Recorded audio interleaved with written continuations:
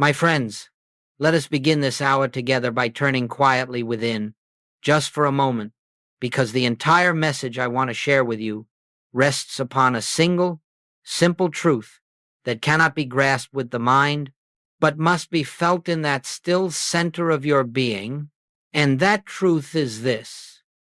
The activity of God begins the very instant. The activity of fear ceases. It is not that God has been absent, nor that divine grace must travel some distance to reach you.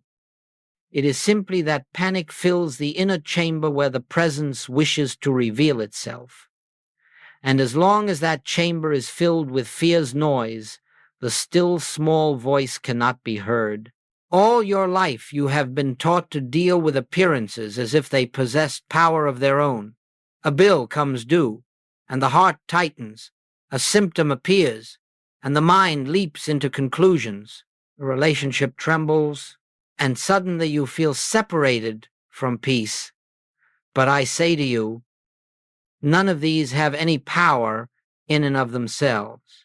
They borrow their seeming strength from your belief in them, and from your belief that your safety lies somewhere outside your own consciousness. In this message, you will discover that the moment you stop giving conditions the authority they never possessed, something remarkable takes place not in the world, but in you. And once it takes place in you, it must appear as harmony in your affairs.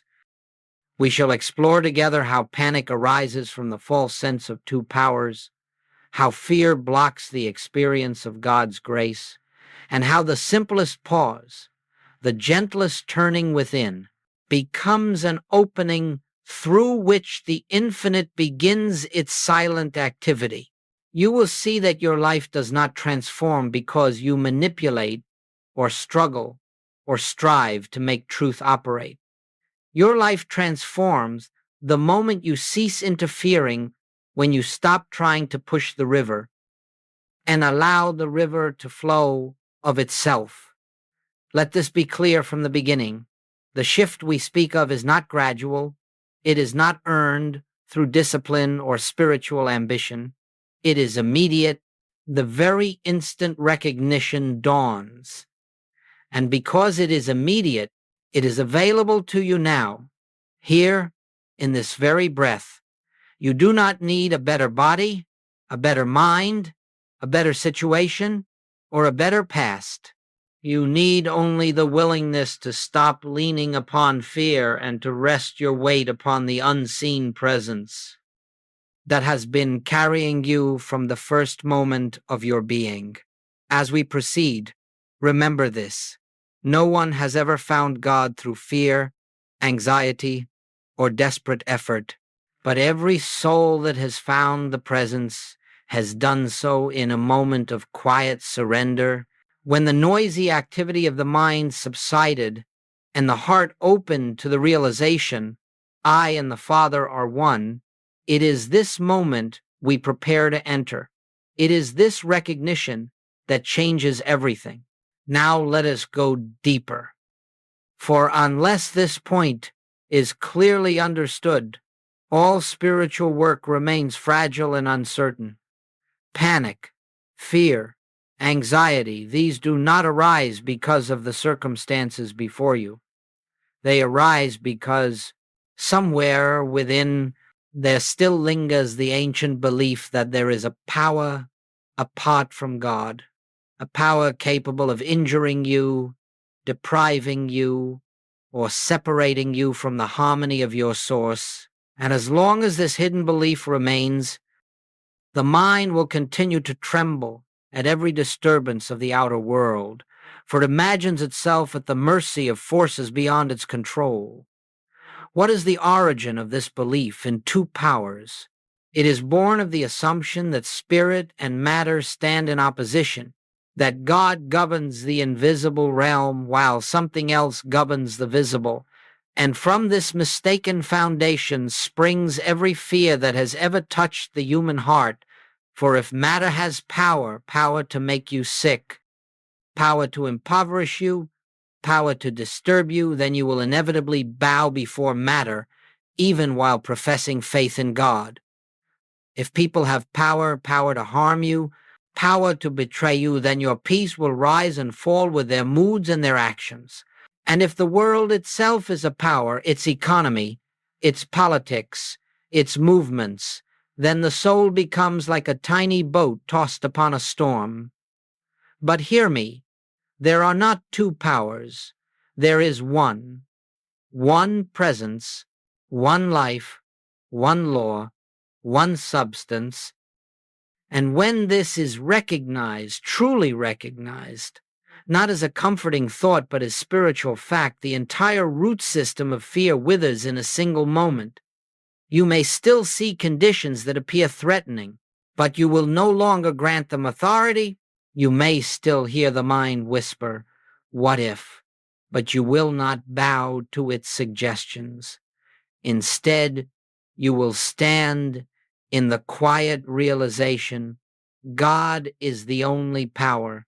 Nothing else has power. Nothing else ever did. When Jesus said, "Judge not according to appearances," he was not offering moral advice. He was revealing a mystical principle. Appearances, no matter how convincing, are not power. They are shadows cast by belief, and belief is not reality. The panic you feel is not caused by the appearance. It is caused by your belief that the appearance possesses power of its own. And so the first great healing in the infinite way is always the healing of this belief in two powers. The moment you see through it, something extraordinary occurs. Conditions lose their ability to frighten you, not because the condition changes, but because your sense of it changes. And when your sense of a condition changes, the condition itself cannot long remain in its former shape. It must conform to the new consciousness that beholds it. Therefore, let us be very clear as we continue. Every fear you have ever felt has arisen from the acceptance of a second power. Every burden you carry today is carried only because you still hold, consciously or unconsciously, the belief that something other than God is operating in your life. The purpose of this teaching is to reveal that such a thing is impossible, and when impossibility is recognized, fear dissolves of itself because it has nothing left to cling to. You are not fighting fear. You are not wrestling with panic. You are not trying to overcome appearances. You are simply withdrawing belief from them, one quiet moment at a time, until the realization dawns. If God is the only power, then all is well. If God is the only power, then nothing else can be. This recognition is the foundation upon which the rest of our work will stand. Let us move now into a truth that is perhaps more subtle, but no less essential for spiritual realization, the false god of human effort. For even after we recognize that appearances hold no power of their own, the mind still insists that something must be done, that you must rush, must solve, must struggle, must somehow push your way into harmony. It believes that safety is the result of sufficient thinking, sufficient planning, sufficient control, and in this belief lies the greatest obstacle to the activity of grace. You see, the human mind has been conditioned to worship its own effort.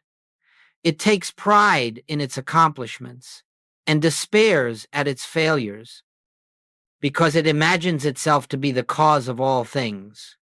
And so, when trouble arises, the mind leaps into its habitual motion, calculating, comparing, projecting, fearing, attempting to orchestrate outcomes as though it possessed the wisdom of the infinite. But the mind is not the instrument through which spirit works. It is the veil that obscures Spirit's activity. Understand this clearly. The moment human effort begins, divine activity is shut out, not because God withdraws, but because the mind's noise blocks your awareness of the presence. You cannot hear the whisper of Spirit while you are shouting instructions at the universe. You cannot feel the movement of grace while you are frantically pushing the wheels of circumstance with your own hands. Human effort occupies the very space where God intends to reveal himself in the infinite way. We learn that there is nothing for the human mind to do. The mind cannot bring harmony. The mind cannot heal the body. The mind cannot secure supply. The mind cannot direct relationships. The mind cannot govern your path. It tries, yes, and sometimes it appears to succeed. But every such success is fragile, temporary, and tinged with anxiety, for it rests on the unstable foundation of personal will. Goldsmith says, "I can of mine own self do nothing." This is not humility, it is spiritual fact. Nothing the personal self attempts can rise to the level of divine harmony. Nothing the personal self manipulates can result in lasting peace. Only the activity of the invisible recognized, acknowledged, allowed, can bring forth real transformation. So what does this mean for us in practical terms? It means that the moment you begin to strain, you have stepped out of spiritual consciousness. The moment you begin to force outcomes, you have stepped into the realm of illusion. The moment you believe that your thought, your method, your effort is necessary for God to act, you have already obscured the presence of God. But here lies the grace. The instant you stop, the instant you release, the instant you withdraw your hand from the wheel, the divine activity begins.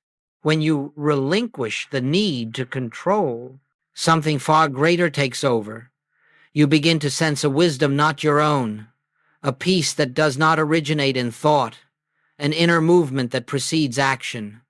Guidance arises not from anxious analysis, but from quiet knowing. Solutions unfold not through struggle, but through recognition. This is the meaning of let go and let God, but not in the superficial sense often spoken. It is not a plea for God to take charge of what you still secretly wish to direct. It is the profound surrender of the belief in personal power. It is the release of human effort so that divine activity may reveal itself. And so long as you continue to believe that your safety depends on your labor, your reasoning, your planning, you will remain tied to the wheel of fear. But the moment you understand that the only true activity is God's activity, and that this activity flows effortlessly, the instant you stop interfering, you enter a new dimension of being one governed not by the mind's striving, but by the Spirit's movement. This is the truth that frees you from the tyranny of effort. God does the work. Your part is recognition. God is the activity. Your part is to become still. God is the harmony. Your part is to cease resisting it. When this becomes the foundation of your consciousness, life shifts from struggle to unfoldment. Nothing is forced, nothing is chased, nothing is wrung out of the world by human will. Everything flows from the invisible to the visible, from the inner to the outer, from the kingdom within to the experience without. This is the way of grace. Let us now come to the heart of our work, the recognition of the presence that never moves, never trembles, never reacts, never shifts with the tides of this world. For unless you come to know this presence not as a belief, not as a hope, But as the living reality of your own being, you will continue to be governed by the appearance world, and you will continue to measure your peace by the conditions that rise and fall around you. But the moment you recognize the presence, the moment you feel, not think, but feel that there is a life within you, untouched by circumstance, you discover a center that remains unmoved in every storm. You see, beneath the surface of your thoughts, beneath the emotions that come and go, beneath every mental noise that clamors for your attention, there exists a silent region of consciousness that has never been frightened, it has never been confused, it has never been broken, threatened, or diminished. It is the I that was before Abraham. It is the Christ within you. It is the presence of God as your own being. It does not move with the world because it is not of the world. This presence does not begin when you meditate, nor disappear when you forget it. It does not increase when you study, nor decrease when you err. It simply is permanent, changeless, eternal, but though it is always present, it is not always recognized. And so our work is not to make the presence appear. It is already here. Our work is to remove the veil of fear, the veil of effort, the veil of judgment that prevents us from seeing what is already established within. When Jesus spoke the words, "I am with you always," he was not speaking of a man returning again and again to human experience. He was speaking of the eternal presence, forever at the center of your being. When the psalmist declared, "If I make my bed in hell, thou art there," he was bearing witness to the same truth. No matter where the human sense finds itself, fear, sickness, lack, despair, this inner presence has not moved an inch. It is there in fullness, in completeness, in perfection, awaiting recognition. And so, you must understand, the presence you seek is not something you must attain. It is something you must acknowledge. It is not something you must call forth. It is something you must stop obscuring. The mind obscures it with its noise. The emotions obscure it with their turbulence. The senses obscure it with their insistence that the outer world is the only reality, but the presence itself is never absent. It is simply unrecognized. Therefore, the essence of spiritual practice is the art of remembrance, remembering that the good you seek is already here, remembering that the love you long for is the substance of your own being, remembering that the wisdom you need is already active at the center of consciousness, remembering that the peace you chase in the world is the peace that looks out through your own eyes.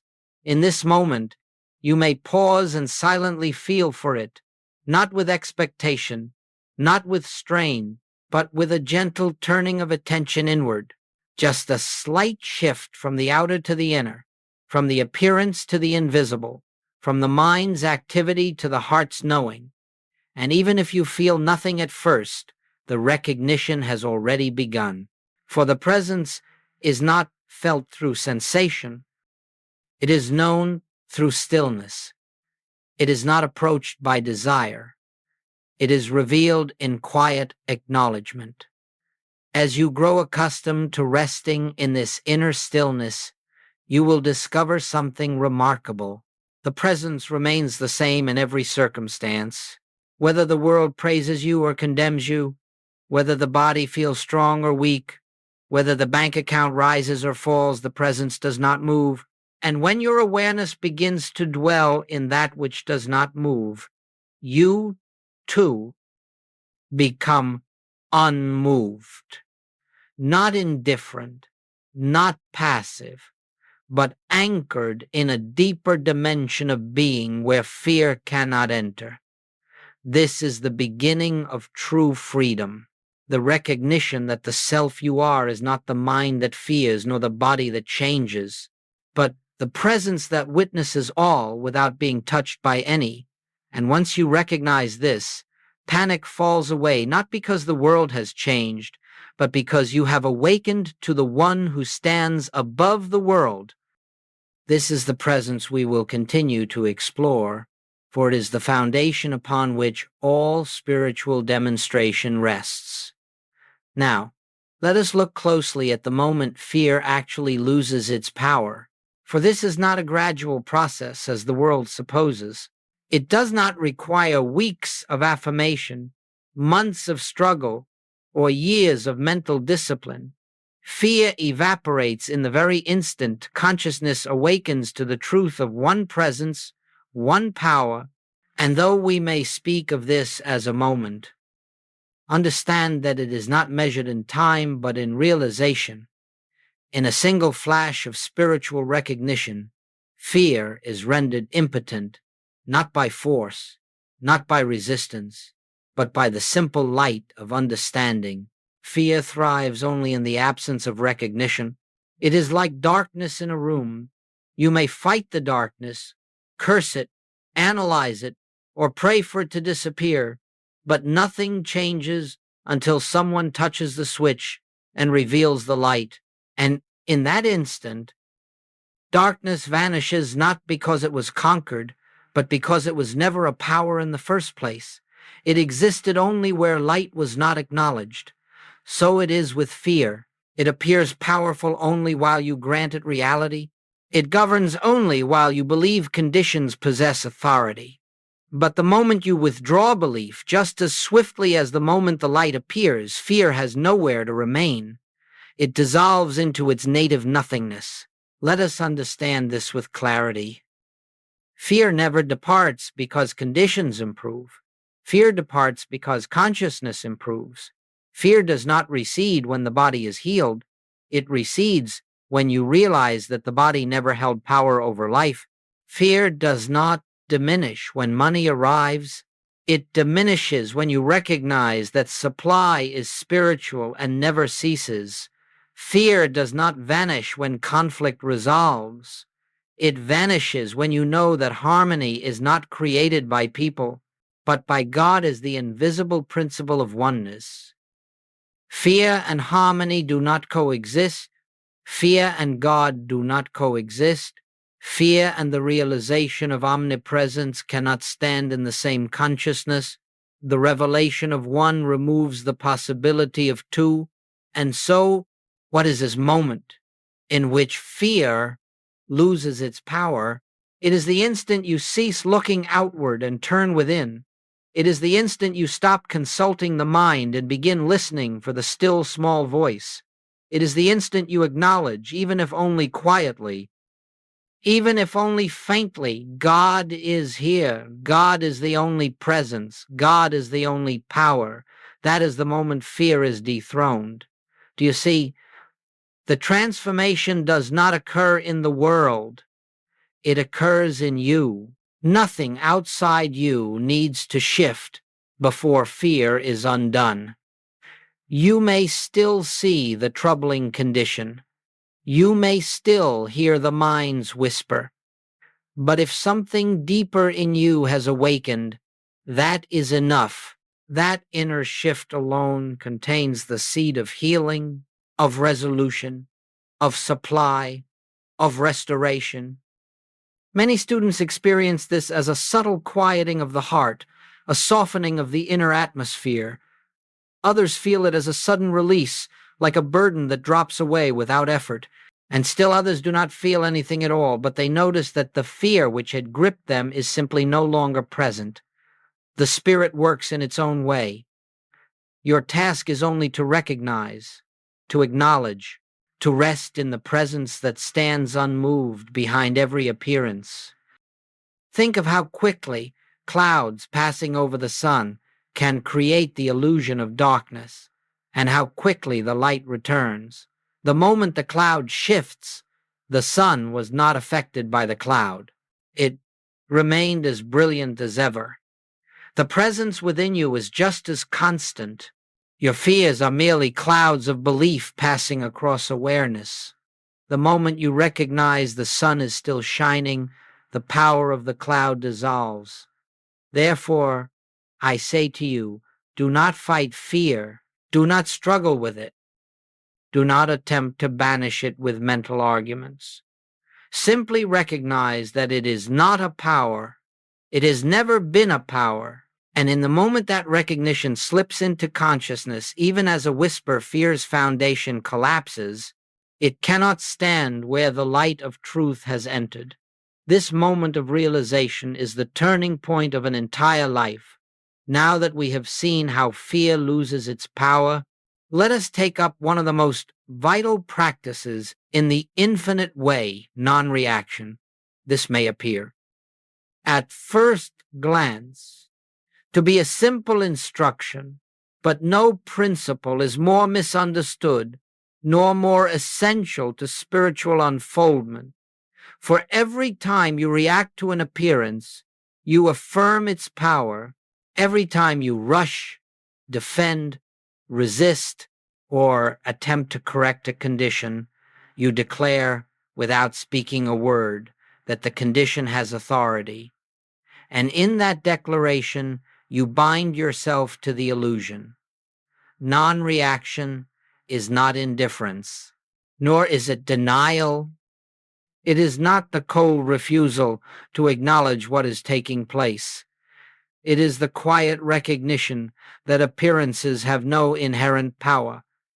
It is the capacity to meet the world's disturbances with an inner stillness that says, I see you, but I do not bow to you. I acknowledge you as appearance, but not as truth. This is the spiritual poise that dissolves problems at their root. Consider the nature of reaction for a moment. The phone rings with troubling news, and immediately the heart quickens. A bill arrives, and at once the mind begins calculating, fearing, projecting.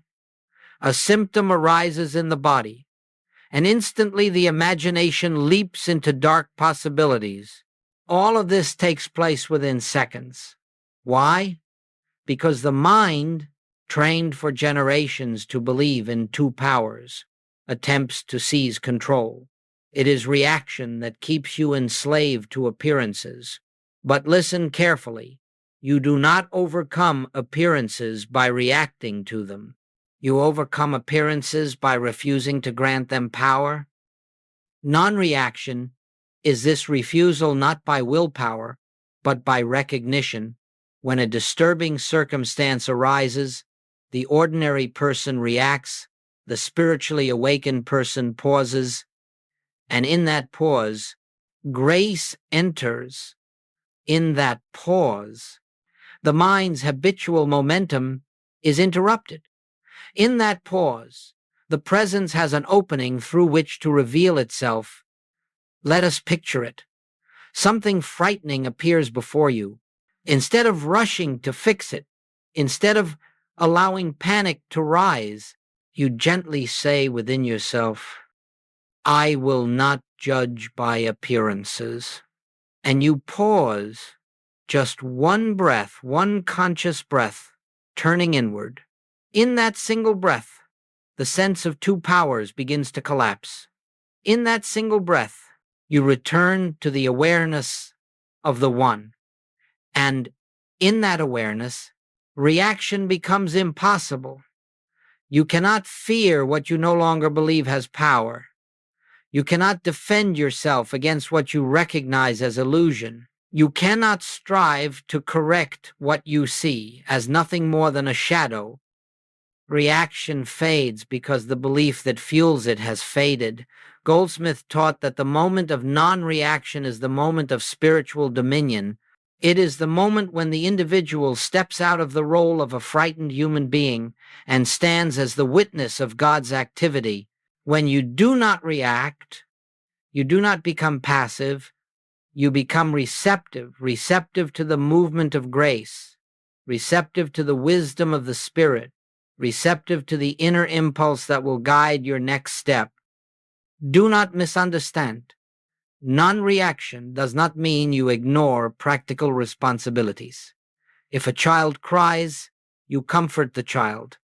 If a doorbell rings, you answer it. If your body requires attention, you consult a appropriate help, but you do none of this from fear.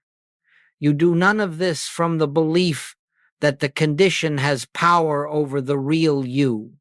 You take practical steps, yes, but only after you have first reestablished your consciousness in the presence. This is the meaning behind the statement. Seek ye first the kingdom of God. Seek the kingdom first. Before the reaction, before the judgment, before the planning, before the analyzing, the world teaches, act first, think later.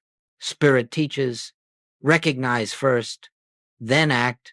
If you will begin each difficulty with a pause, just a moment of turning inward, a moment of acknowledging God is the only power, you will find that your reaction is replaced by response, your fear replaced by clarity, your panic replaced by peace. And from that peace, the right action unfolds without strain. You will discover that many problems dissolve before action is even required. Others resolve themselves in ways you could never have orchestrated, and still others may require your participation. But that participation will flow naturally, without fear, without urgency, without struggle. Non-reaction is the doorway through which you leave the world of appearances and enter the realm of grace. Let us now enter one of the great mysteries of spiritual living, a truth so simple that the human mind repeatedly overlooks it. God begins where human effort ends, not because God was absent while you were striving, but because your striving occupied the entire field of your awareness. The presence was there all along, waiting, abiding, forever, offering its fullness. But panic, effort, and mental strain act like thick curtains drawn across a window. The sunlight remains, but it cannot enter the room until the curtains are opened. And the opening of that curtain is your stillness. Every spiritual demonstration, every healing, every unfolding of supply, every restoration of harmony, every moment of grace in your life has occurred at the very moment you stop trying to make something happen. It has occurred not during your struggle, but during your surrender, not in your feverish activity, but in your quiet recognition that Spirit alone does the work. This is the meaning of the ancient words, the battle is not yours, but God's. The battle is never with outer conditions. The battle is never with people, with the body, with the bank account, with circumstance. The battle is always with the belief that you, as a human mind, must manage the universe.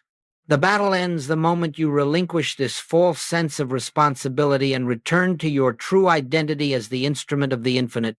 When you become still, truly still, not as a technique, but as an inner release, something begins to happen that is beyond the capacity of the human mind to understand. You feel a subtle movement, not physical, not emotional, but spiritual. A shift takes place within the depth of consciousness. It may be sensed as peace, or as clarity, or as a gentle knowing without words, or it may not be felt at all. Yet regardless of feeling, the activity of God has begun, and once the divine activity begins, it goes forth in ways entirely independent of your personal ideas about how things should unfold.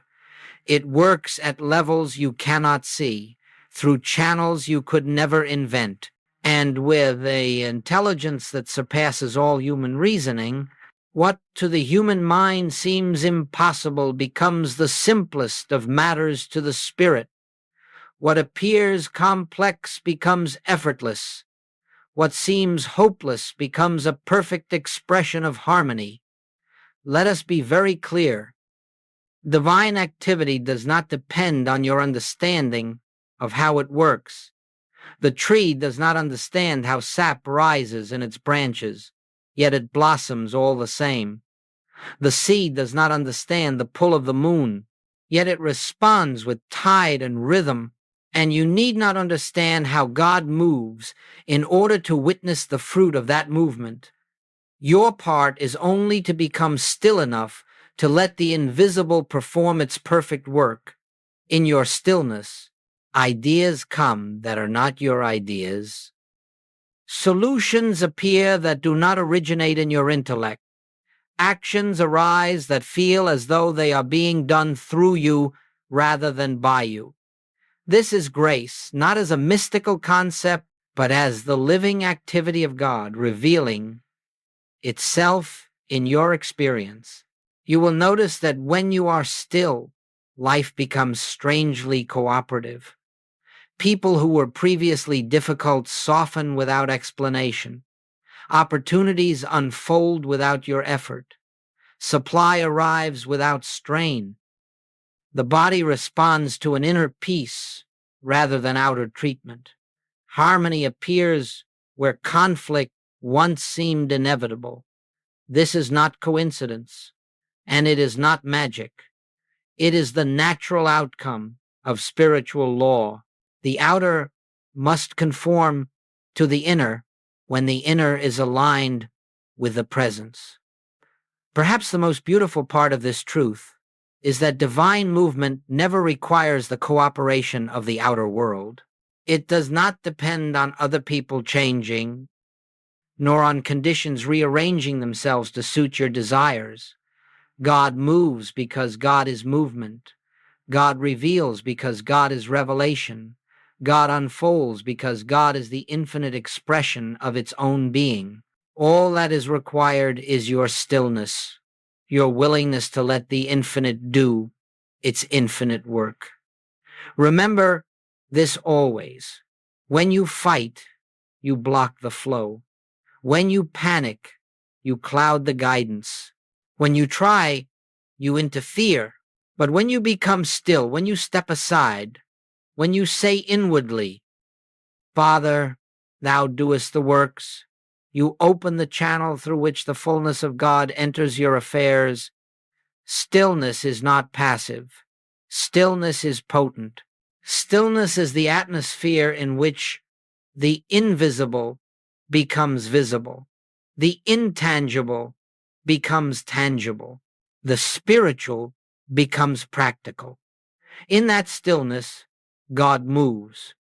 Now we must bring this understanding into the rhythm of daily living, for truth remains only an idea until it becomes the atmosphere in which you walk, the foundation from which you speak, the silent presence behind every act. Many imagine that spiritual realization is found in long hours of meditation or in retreat from the world. But the true test of realization is not what you experience in silence. It is whether that silence continues with you when the world calls your name. You may sit quietly in the morning and feel the warmth of the presence, the gentle hum of the invisible, and the sweet assurance that all is well. Yet if, within the first hour of your day, the world provokes reaction, fear, or judgment, then the meditation has not yet become realization. The goal is not to feel peace in isolation, but to live from peace in activity. The point is not to escape the world, but to unveil the kingdom that is present wherever you stand. Let us understand this. The presence you touch in meditation is not something you leave when you rise from your chair. It accompanies you to the kitchen, to your workplace, to your family, to the marketplace. It goes with you to the moments of joy and the moments of burden. And if you train your inner ear to listen, you will discover that the very same silence that you felt in meditation is present in every ordinary moment of your day. To live from realization is to carry the awareness of the one presence into every circumstance without exception. You are not attempting to stay mentally alert all day. That would be exhausting. Instead, you learn to rest inwardly, Even while your hands are busy, you cultivate the gentle habit of turning within, not strenuously, not with effort, but with a quiet remembrance. God is here. God is the only power. God is the life of all that appears before me. And so you walk through your day with an inner poise, not because conditions are favorable, but because your consciousness is anchored. While others are swept into emotional storms, you remain centered not through discipline, but through recognition. You begin to see people not as personalities with flaws and demands, but as expressions of the same consciousness that breathes you. And this recognition ends conflict before conflict can arise. It ends judgment before judgment forms a thought. It ends separation before separation manifests as pain. Living from realization daily means understanding that nothing is too insignificant for the presence. A conversation with a stranger, a moment of irritation at home, a challenge at work, each one becomes an opportunity to turn within, to remember the source, to abide in the presence. In this way, your day becomes a continuous practice of seeking the kingdom first, not dramatically, not forcefully, but gently, naturally, as though breathing. Do not be disheartened if you forget. Every human being forgets. Every student wanders back into the world of appearances, but you can always return with the simplest acknowledgement, oh yes, God is here. And in that instant, you have stepped back into the kingdom. There is no condemnation in forgetting. The only requirement is remembering. And each time you remember, the remembering becomes easier, more natural, more constant. As this inner habit grows, you will notice something profound. The world begins to respond to your new consciousness. Situations that once troubled you lose their power. People who once irritated you no longer disturb your peace.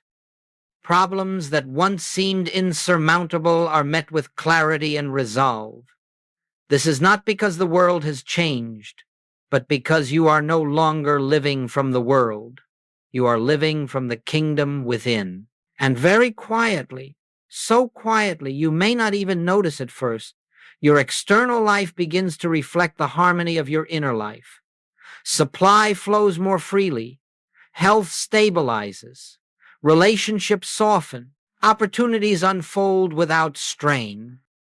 This is the natural outworking of spiritual consciousness. When you live from the realization of one presence, one power, the outer circumstances begin to conform to the inner truth. This is what it means to live the infinite way, not as philosophy, not as belief, not as aspiration, but as daily consciousness. The spiritual life is not found in occasional moments of inspiration, but in the steady, continuous recognition of the presence in all things, at all times, in all places. And when this recognition becomes your way of life, every day becomes a holy day. Every act becomes a prayer, and every moment becomes an opportunity for divine expression. And now, as we bring this exploration to its close, let us return to the beginning, the kingdom within.